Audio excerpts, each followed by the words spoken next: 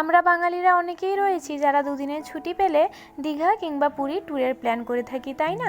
তবে আমাদের ফ্যামিলিতে কিছু মানুষ যদি বলে দীঘা, তো কিছু মানুষ বলে থাকে পুরী। আপনাদের মতে কোনটা বেস্ট? তবে অনেকেই পুরীটা বেশি পছন্দ করে থাকতেন এতদিন, তাই না?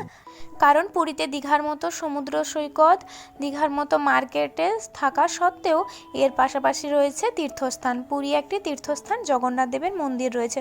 তবে আর কোনো টেনশনের কারণ নেই, আগামী 30শে এপ্রিলে আমাদের দীঘায় উদ্বোধন হতে চলেছে জগন্নাথ দেবের মন্দির।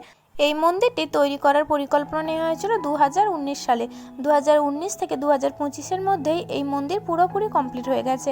এখন 2025 সালে প্রথমের দিকে এই মন্দিরটা কিছুটা বাকি ছিল। তবে আগামীকাল 30শে এপ্রিল অক্ষয় তৃতীয়ার মতো শুভ দিনে আমাদের পুরীর জগন্নাথ মন্দিরের আদলে নির্মাণ করা দীঘার জগন্নাথ দেবের মন্দিরের উদ্বোধন করা হবে।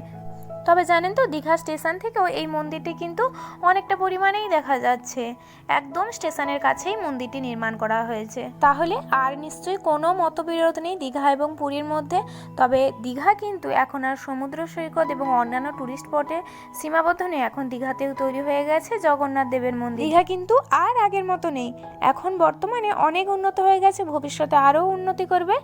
তবে আপনারা কারা কারা আগামীকাল আসছেন অবশ্যই জানাবেন কিন্তু।